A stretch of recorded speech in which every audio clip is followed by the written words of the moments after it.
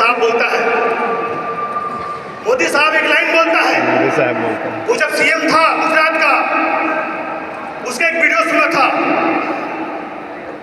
पूरे देश को संदेश दिया था।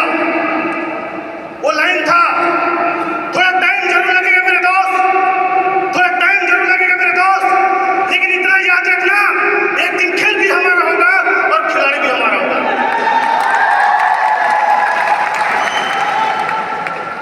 दोस्तों, मैं अपना परिचय जितेंद्र धीवर लिखता हूँ, रायपुर छत्तीसगढ़ से हूँ। मेरा जर्नी बहुत अच्छा नहीं है। पूरे खानदान में 7 पीढ़ी सब अनपढ़ है। पहली क्लास में नहीं पढ़ा है और 7 पीढ़ी मेरे घर जो है झुग्गी झुग्गी है। एक भी व्यक्ति उस खानदान में पहली क्लास नहीं पढ़ा है और 7 पीढ़ी तक मेरे घर जो झुग्गी था। मैं इसी यूपी की धरती में ईंटा बनाने काम करता था। इलाहाबाद, फैजाबाद, अरौली, नंसई गांव है, फैजाबाद जिला में था। मैं 9 महीना ईंटा बनाने लगवाए थे काम के लिए। मैं आपके यूपी की धरती में आया था।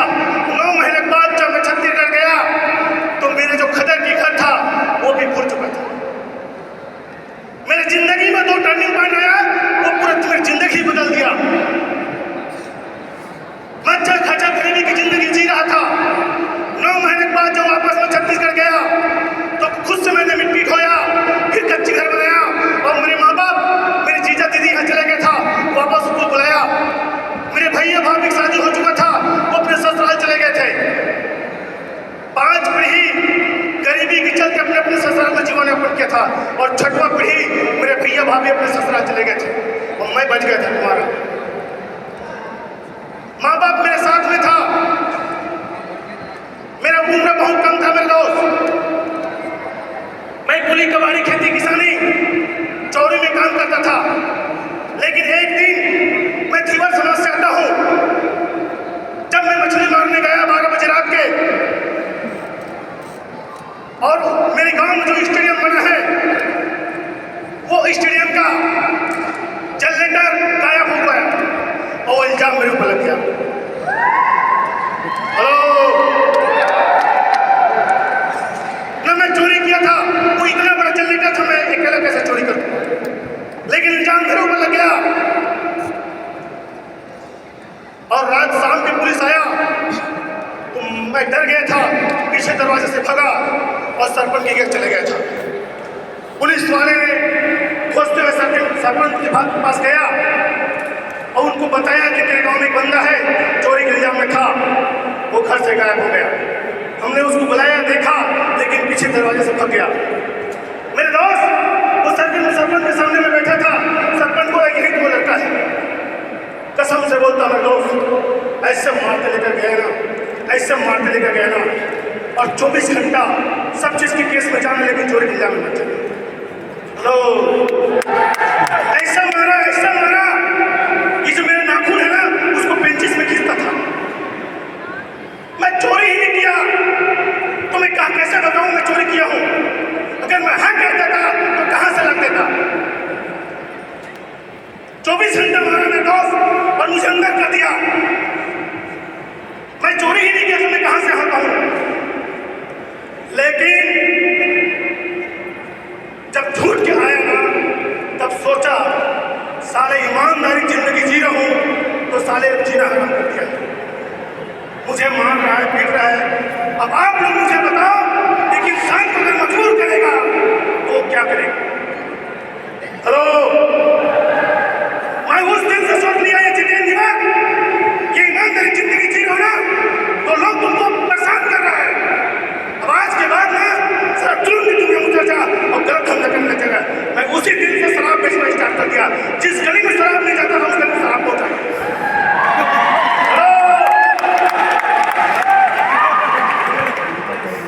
मेरा काम रात में होता था मेरे दोस्त।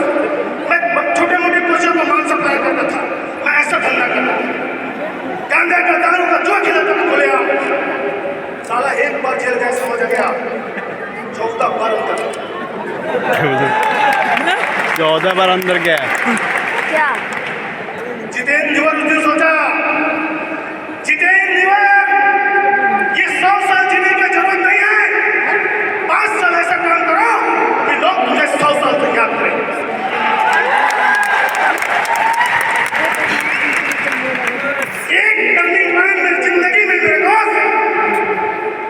कदम वो दुनिया में मुझे कदम रख दिया कि माँ बाप, गाँव वाले, घर वाले, दोस्त यार, मेरे रिलेशन सब परेशान हो गए थे। लेकिन जब माँ बाप बदनाम होने लगे, मेरे भैया भाभी मुझे गाली देने लगे, धुतकारने लगे, उस काम को मैं छोड़ दिया। फिर मैं कुली कबाड़ी चौड़ी जाने लग गया। और एक दिन वो रात था जब 12 बजे रात के, जब मैं चौड़ी से आ रहा था, तो एक डॉक्टर साहब ने किसी दूसरे गाँव में इलाज के लिए गए और वो उसकी गाड़ी की लाइट मेरे ऊपर पड़ गया और उन्होंने एक चीज बोला कि जितेंद्र, मैं सुबह आता हूँ तो बिजनेस के बारे में बताऊंगा। मेरे दोस्त, मैं तो हाँ तो बोल दिया, लेकिन अंदर से हिम्मत नहीं था। इस धरती में ऐसा कोई प्लेटफॉर्म नहीं है, ऐसा कोई बिजनेस नहीं है जो बिना पैसा से किया जा सकता है। आप मुझे बताओ कि मैं नॉलेज से भी गरीब हूँ और पैसा से भी गरीब हूँ, लेकिन रईस बनना चाहता हूँ, तो ऐसा कोई प्लेटफॉर्म है? एक इंडस्ट्री है, एक प्लेटफॉर्म है, वो है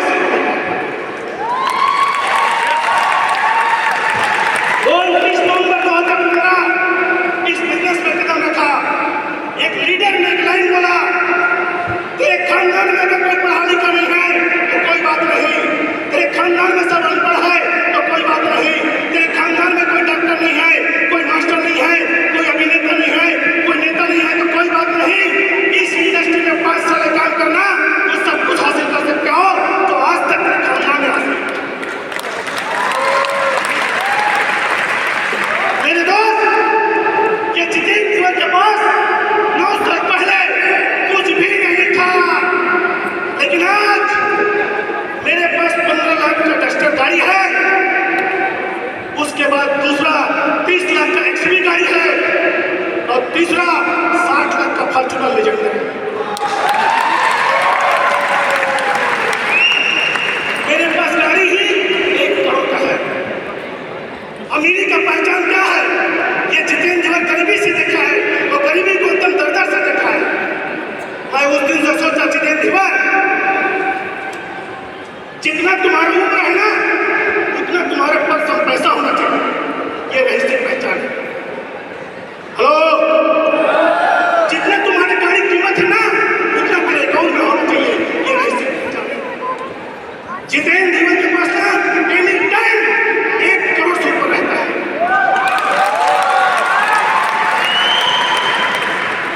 साले रात में नहीं सोता हूँ ना, फिर मसाला गर्मी लगता है।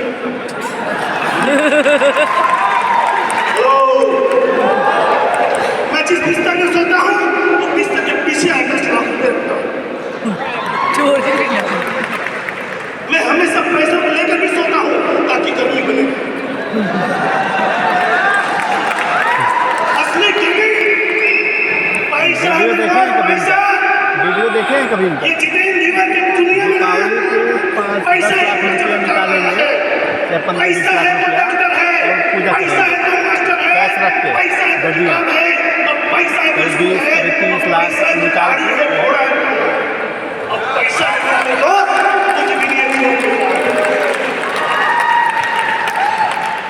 वो कहता है ना, जब हाथी का बच्चा को बचपन में साकर में मानता है और वही बच्चा जब बड़ा होता है तो उसको रस्सी मारता है। अब जब हाथी अचानक उसको तोड़ देता है तो उसको पालने वाला क्या बोलता है मालूम है? ये हाथी पागल हो चुका है। अब मुझे बताओ, हाथी पागल हुआ है कि समझदार हुआ? लो, ये जितेंद्र जीवन के जीवन में 7 पीढ़ी तक वो गरीबी की जिंदगी जी रहा था, कुली कबाड़ी कर रहा था, चौड़ी छाप आदमी था, लेकिन आज वक्त पीढ़ी जितेंद्र जीवन जब बड़े-बड़े बात करने लग गया, गाँव में, शहर में, दोस्तों के पास मैं करोड़पति बनूंगा, बंगला लूंगा, गाड़ी लूंगा, तो मेरे जितने भी दोस्त हैं क्या बोले मालूम है? ये पागल है, ये पागल है, सारे खानदान नौकर है, खानदान की झुग्गी झोपड़ी है, ये बड़े बड़े सपने देखता है, ये पागल हो गया है। आप मुझे बताओ, मैं पागल हूँ कि समझदार हूँ? मेरे जितने भी दोस्त हैं, मेरे दोस्त, वो पागल को शिक्षा दिया। आज मेरे लिंकन को, मेरे स्टेटस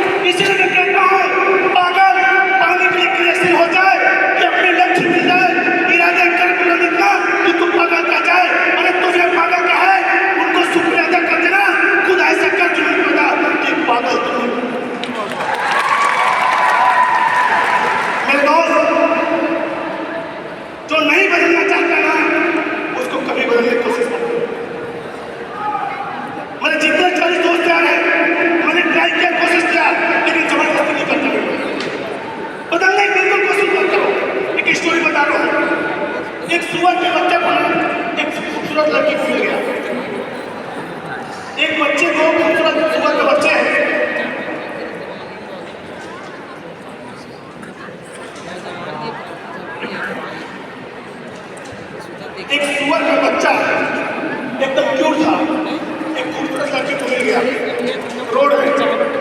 उस बच्चे को पकड़ा, अपने घर लाया, उसको नहलाया धुलाया, कपड़ा पहनाया, एक से खिलाया और साफ होकर सुलाया। और जैसे जैसे दिन गुजरते गया, सुअर के बच्चा जो है कमजोर होते गए। उसको खेलने का मन नहीं कर रहा था, उसको कूदने का मन नहीं कर रहा था। लेकिन जब पहले दिन उसको लाया था ना, खूब उछल कूद कर रहे थे। लेकिन जैसे जैसे दिन गुजरा, जैसे जैसे महीने गुजरा, उस सुअर के बच्चा खेलना बंद कर दिया। लड़की को डाउट हुआ, इसकी तबीयत खराब हो गई। उसको पाकर चलो गरीब निकलता है। जैसे सुअर के बच्चे को पाकर गरीब निकला और सामने दादा दिखाते कूदने की कोशिश किया। लड़की को लगा कि छोड़ देना चाहिए, खेलना चाहता है।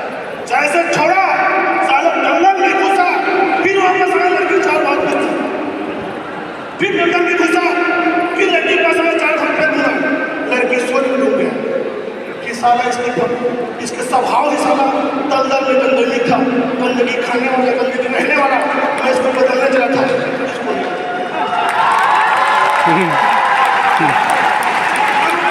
साहब जो है, कोई भी आदमी को बोलता बोल थक गया, ऐसे कर, ये कर, वो कर ही नहीं पा रहा है। तो मैं कहता हूँ ज़्यादा कोशिश मत कर सकते, हम बदलना ही नहीं चाहते। उसकी स्वभाव में, उसकी सोच में है, उसके थॉट में है, उसको बदलने की कोशिश मत करो। इसलिए कहता हूँ, बदलते है दुनिया, बदलना होना चाहिए, झूठी की दुनिया झुकाने होना चाहिए, समझे की दुनिया समझाने होना चाहिए। आप पहले समझो, उसके बाद दुनिया को समझाओ। हेलो, ये बिजनेस में देवराज भाई, मैं मुकेश या फ्रेंड लीडर है, जितने तमाम मेरे वही परिवार के दोस्त यार हैं, जान पैसा कमा रहे हैं, इसके पीछे दुआ है मेरे इतना औकात नहीं कि बिजनेस में पैसा कमा रहे। आपके वजह से जो बीमारी 2 लाख 4 लाख में होता है ना, 1 लाख 2 लाख में होता है, वो बीमारी का 2-4 रुपये ठीक होता है। इससे बड़े पुण्य काम ये दुनिया में नहीं करता। इसी वजह से इस इंडस्ट्री में जो पैसा कमा रहा है, सिर्फ दुआ करके कमा रहा है। एक स्टोरी बता रहा हूँ। एक डॉक्टर साहब को जाना था इमरजेंसी अमेरिका। हेलो, एक डॉक्टर साहब को जाना था इमरजेंसी अमेरिका, वो भी 5 बजे किसी इंपोर्टेंट मीटिंग में उनको शामिल होना था। लेकिन जैसे फ्लाइट पकड़ा, अब पकड़ने के बाद इतना आंधी तूफान आया कि फ्लाइट को आगे ले जाना संभव नहीं था। वो 20 शहर में उसको लैंड कराना। हेलो, 20 शहर में जैसे लैंड कराया और लैंड कराने के बाद फिर वो टैक्सी कराया किया, और जैसे टैक्सी पकड़ा, फिर वो जहाँ जाना था उसको वहाँ ले निकल गया। और जैसे जंगल आया, इतना आंधी तूफान आया, सामने बड़े बड़े बल्ली गिर गया और पीछे भी गिर गया। डॉक्टर साहब सोच गया, अब तो जान के खतरा है, हो सकता है मेरी टैक्सी में कहीं पेड़ पौधा गिर जाए तो हम मर सकते हैं। तो गाड़ी को रोका, और जैसे गाड़ी को रोका, दोस्त आंधी तूफान पानी शांत हो गया। सामने एक चुट्टी था, और चुट्टी में गए डॉक्टर साहब। वहाँ एक ऐसी बुढ़िया माँ था जो छोटे से बच्चे को लेकर अपने कोरे में रो रहा था, उसकी नाक से खून आ रहा था। वो डॉक्टर साहब ने पूछा, इसको क्या हो गया माँ? उस माँ का जॉब क्या था मालूम है? वो माँ ने बोला, बेटा इस धरती में इसका कोई इलाज नहीं कर सकता। एक डॉक्टर साहब है जो इंडिया में रहता है, उसका इलाज वही कर सकता है, डॉक्टर खान। तो डॉक्टर साहब बोलता है, मैं वही खान हूँ, मेरे चौखट में। हेलो, माता राम, बुढ़िया माँ, तेरी दुआओं में इतना ताकत है कि एरोप्लेन को भी रोक दिया, 20 साल में लैंड करा दिया। तेरी दुआओं में इतना ताकत है, जब मैं आ रहा था तो रोड रास्ता सब जाम कर दिया, उस जंगल के झाड़ी में गिर गया। तेरी दुआओं में इतना ताकत है, मैं वहां से उतर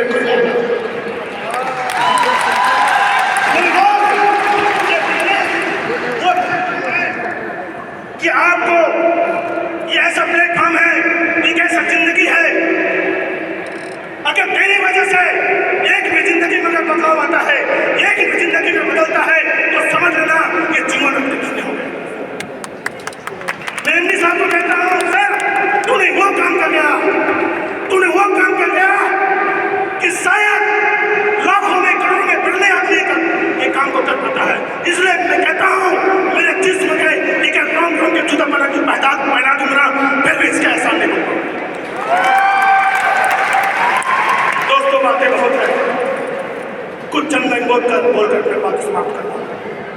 नवयुवक साथी से एक ही प्रार्थना है, एक ही मैसेज है, क्या जीना है दोस्त, क्या जीना है दोस्त इस दुनिया में, तो लहरों को मोड़ दे, क्या ये नहीं कर सकता दोस्त तो जीना छोड़ दे। क्या जिंदगी है जिंदा, क्या जिंदगी है जिंदा, तो दुनिया वालों से बोल दे, अगर ये नहीं कर सकता दोस्त तो जीना छोड़ दे। अरे राहों के पुत्रों को, अरे राहों के पुत्रों को हिंसा बनाता चल, खुद ही अपने दिलों को सहिंसा बनाता चल। अरे पैसा वैसा के पीछे मत भाग, ऐसा वैसा को पीछे भगाता चल। बुला दे अपने दामन में, ऐसा ऐसा बनाता चल। खुशियों को अपने दामन में सजा सजा के रख, कमों और मुश्किलों को चटनी बना के चख। दिल अगर जिंदा है तो दुनिया से बोल देना चाहिए, इन लोगों में खून है तो खोल देना चाहिए।